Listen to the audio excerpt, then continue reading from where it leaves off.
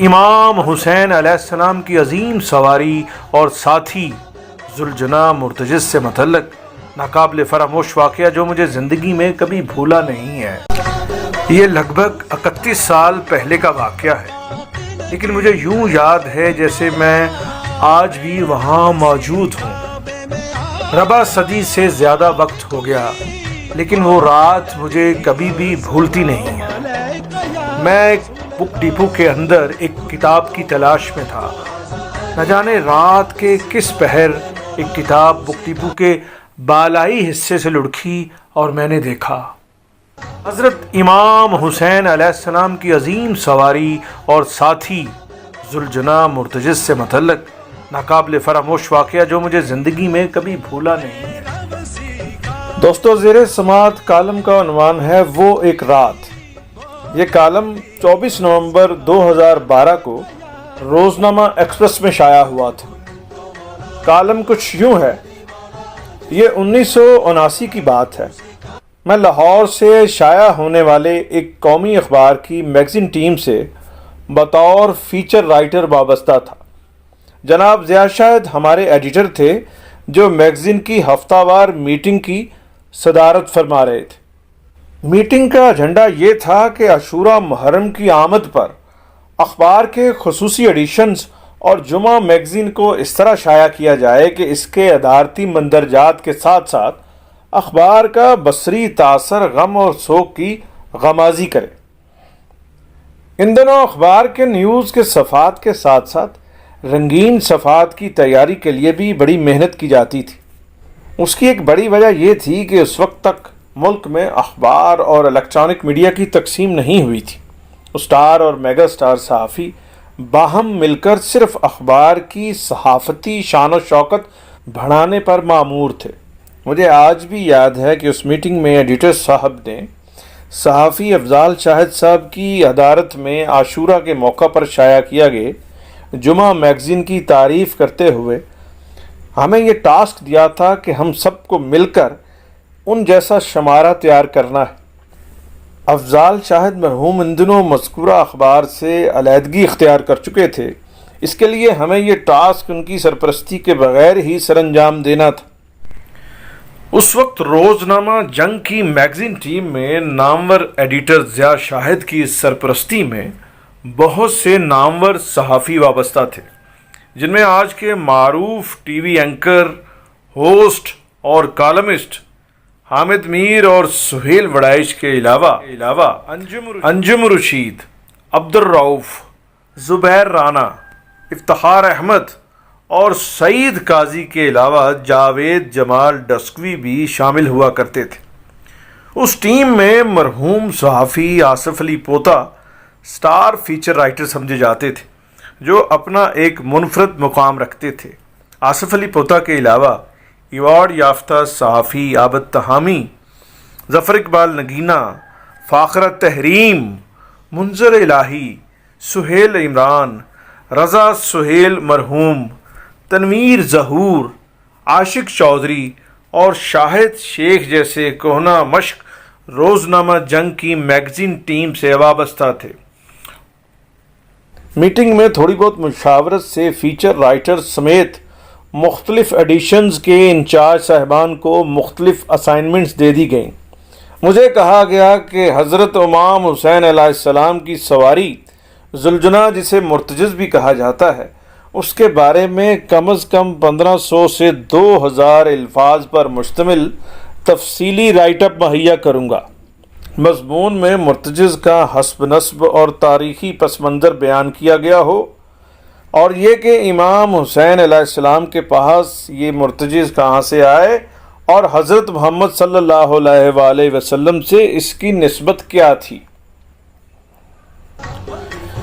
مجھے یہ اندازہ تھا کہ مرتجز اخبار کے لیے ایک غیر روایتی موضوع رہا ہے، کیونکہ اس سے قبل میں نے معروف قومی اخبارات کے خصوصی ایڈیشنز میں ذوالجناح کے بارے میں کوئی تفصیلی مضمون نہیں پڑھا تھا، لیکن میں تھوڑا مطمئن اس لیے تھا کہ میرا دوست اداکار ببو برال مرحوم اس مضمون کی تیاری میں میری مدد کر سکتا تھا۔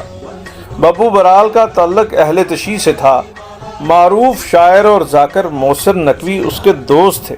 میں نے اس بات کا ذکر ببو برال سے کیا تو وہ مجھے امام بارگاہ کربلا گامے شاہ لے گیا، جہاں میری ملاقات محسن نقوی مرحوم سے ہوئی۔ محسن نقوی نے مرتضی سے متعلق جو بتایا وہ اہم تھا، مگر مجھے چونکہ 2000 الفاظ کا مضمون لکھنا تھا، اس لیے ان سے پوچھا کہ اس موضوع کے حوالے سے مزید حوالہ جات کے لیے کہاں رجوع کروں۔ محسن نقوی نے مجھے کہا کہ میں مولانا نصیر الاجتہادی سے رابطہ کروں، جو اتفاق سے لاہور آئے ہوئے تھے۔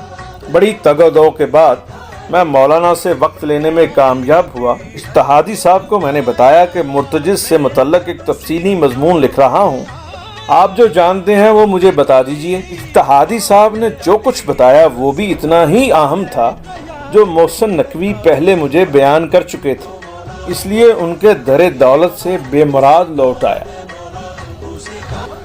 اب مجھے فکر ہو گئی تھی کہ میں اپنی یہ اسائنمنٹ کیسے مکمل کروں گا۔ اگرچہ 15 دن ختم ہونے میں ابھی 13 دن باقی تھے، مگر مجھے پریشانی لاحق ہو گئی تھی کہ مرتجز سے متعلق مطلوبہ مواد مجھے کہاں سے ملے گا۔ بعض سینئر سے پوچھا تو انہوں نے مشورہ دیا کہ میں Quaid Azam library, Punjab public library کے علاوہ دارالکتب رابطہ کروں۔ مجھے یہ مشورہ بہترین لگا اور یقین ہو گیا کہ اب میرا مسئلہ حل ہو جائے گا۔ میں نے سب سے پہلے دارالکتب رجوع کیا۔ اس کی وجہ یہ تھی کہ یہاں اہل تشیع مسلک سے متعلق کتابیں وافر مقدار میں موجود تھیں، مگر میری پریشانی ایک مرتبہ پھر بڑھ گئی جب 2 دن گھنٹوں ڈھونڈنے پر بھی مرتجز سے متعلق کوئی مضمون اور مستند کتاب دستیاب نہ ہو سکی۔ اگلے 2 دن یہ ہوا کہ میں میگزین سیکشن کی صبح 11 بجے ہونے والی میٹنگ ختم کرنے کے بعد سیدھا قائد اعظم لائبریری جاتا رہا۔ پورا لائبریری کا اسلامی کتابوں کا سیکشن میں نے صبح سے لے کر رات 8 بجے تک 2 مرتبہ چھان مارا، لیکن معاملہ جوں کا توں رہا۔ اس سے اگلے 2 دن میں نے پنجاب پبلک لائبریری میں گزارے۔ مجھے یوں محسوس ہو رہا تھا کہ لائبریریوں سے میرا جنم کا ساتھ، میں ہمیشہ سے کتابوں میں ہی رہتا آیا ہوں۔ دوسری طرف حالات یہ تھے کہ میرے بعض ساتھیوں نے اپنے ذمے اسائنمنٹ جمع بھی کرا دی تھی۔ ایڈیٹر صاحب کی سیکرٹری سمیرہ مجھ سے دریافت کر چکی تھی کہ میں اپنی اسائنمنٹ کب جمع کراؤں گا۔ میں لاہور کی لائبریریوں اور کتب ڈیپو میں غرق ہو چکا تھا، مگر مجھے کنارہ نہیں مل رہا تھا۔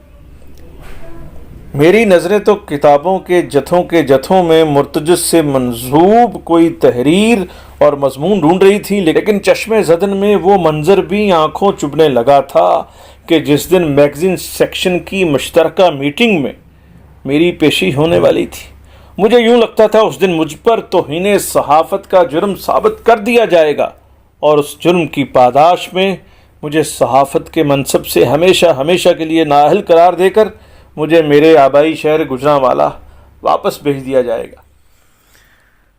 دوستو، گوگلز اور انٹرنیٹ سے پہلے کی دنیا آج کی دنیا سے بالکل مختلف تھی۔ گوگل 4 سپتمبر 1998 کو لانچ کی گئی تھی اور اس سے پہلے انٹرنیٹ کی سائنس 6 اگست 1991 کو متعارف ہوئی تھی، جس نے دنیا کو واقعی ایک گلوبل ویلیج بنا دیا ہے۔ انٹرنیٹ اور گوگل سے پہلے ریسرچ اور کمیونیکیشن بہت مشکل اور محدود پیمانے پر ہوا کرتی تھی۔ زیر نظر کالم میں یہ واقعہ میں اس دنیا سے متعلق بیان کر رہا ہوں جو آج کی دنیا سے بالکل مختلف دنیا تھی۔ اس حقیقی کہانی کا ڈراپ سین بھی سن لیجئے۔ میں نے آخری کوشش کے طور پر اپنا یہ مسئلہ اپنے عزیز اور بھائی پروفیسر جنید اکرم بٹ سے بیان کیا، جو معروف اداکار سہیل احمد کے سگے چھوٹے بھائی ہیں۔ جنید نے میری بات سنتے ہی موٹر سائیکل کو کک ماری اور اپنے پیچھے آنے کا اشارہ کیا۔ نیو کیمپس سے مال روڈ اور پھر ہم محلہ اسلام پورہ واقعہ اسلامی کتب کے بہت بڑے ڈیپو پر پہنچے۔ جنید اکرم کی وساطت سے مجھے دوپہر 12 بجے سے رات 12 بجے تک ڈپو میں کتاب تلاش کرنے کی اجازت مل گئی تھی۔ 12 گھنٹے بعد بھی مجھے متعلقہ کتاب یا مضمون نہ مل سکا۔ ادھر مذکورہ ڈپو کا شٹر ڈاؤن کرنے کا وقت ہو گیا تھا۔ رات 12 بجے تک میں ڈپو کی 75% کتابیں چھان چکا تھا، لیکن مسلسل مایوسی کے بعد بھی مجھے کوئی انجانی طاقت کہہ رہی تھی کہ میں کوشش جاری رکھوں میری درخواست پر ڈیپو کے مالک نے روشنی کے لیے ایک بلب آن رکھنے کی اجازت دے کر شٹر گرا دیا تھا۔ ڈیپو کے مالک اور دیگر کارکنوں نے صبح 10 بجے واپس لوٹنا تھا۔ وہاں اب میں تھا اور میرے 400 کتابیں ہی کتابیں تھیں۔ لگ بھگ رات 12:30 بجے میں نے دوبارہ سے ڈیپو کی تمام کتابوں کے عنوانات اور فہرستیں دیکھنا شروع کی۔ حالانکہ میں یہ شلفیں پہلے بھی دیکھ چکا تھا، مگر میرے جنون نے میرے اندر کی تمام تھکاوٹوں اور ہارتے ہوئے ارادوں کو شکست دی۔ ایک کے بعد دوسری اور تیسری شیلف چھان لی اور پھر چوتھی اور آخری شیلف سے کتابیں اٹھانے لگا۔ رات کا نہ جانے کون سا پہر اور کون سا لمحہ تھا، کسی شیلف کے بالائی حصے سے ایک کتاب لڑکتی ہوئی میرے سامنے کتابوں کے ڈھیر پر آن گری۔ کتاب اس طرح سے گری کہ اس کا وسطی باب کھل گیا تھا۔ یہ کیا کرشمہ تھا! میرے سامنے عیاں باب کا عنوان تھا کہ مرتجز امام عالی مقام کا سچا ساتھی۔ دیکھتے ہوئے مجھ پر سکتے کا عالم طاری ہو گیا تھا۔ پھر آنکھوں میں آنسو آئے تو یقین ہو گیا کہ میں نے اپنی منزل پا لی۔ یاد ہے کہ اس کتاب میں مرتجز سے متعلق 2 طرفہ 35 عدد صفحات پر مرتجز سے متعلق میرے ہر سوال کا جواب موجود تھا۔ میں نے صبح ہونے کا انتظار کیے بغیر ایک ایک لفظ حتیٰ کہ زیر زبر کے بھی نوٹس بنا لی۔ صبح ہوئی، بک ڈپو کا شٹر اٹھایا گیا تو میں نے اپنے محسن کا شکریہ ادا کر کے میگزین سیکشن کی میٹنگ میں پہنچا۔ اگلے روز میں نے مرتجز سے متعلق اپنی یہ اسائنمنٹ جمع کرا دی۔ مرتجز سے متعلق یہ تفصیلی مضمون روزنامہ جنگ میں شائع ہوا اور اس کی لائبریری میں آج بھی موجود ہوگا، جس میں بیان کیا گیا تھا کہ مرتجز حضرت محمد صلی اللہ علیہ وآلہ وسلم نے حضرت علی علیہ السلام کو تحفہ دیا تھا اور یہ وراثت میں امام عالی مقام کو میسر آیا تھا۔ مذکورہ مضمون میں مرتجز کا حسب نسب بھی بیان کیا گیا تھا، جسے جاننا اور سننا عقیدت مندوں کے لیے گراں قدر تحفہ ہوگا۔ آئندہ کوشش کروں گا کہ کسی وقت اس انمول مضمون کو آپ کی خدمت میں پیش کر سکوں۔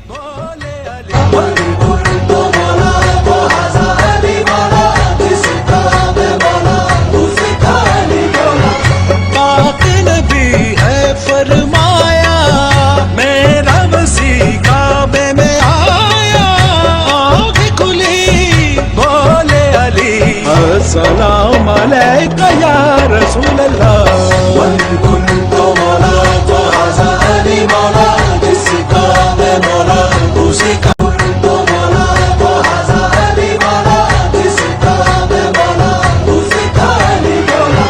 پاک نبی ہے فرمایا میرا وسیع کعبے میں آیا، آنکھ کھلی بولے علی السلام علیکہ یا رسول اللہ من کنت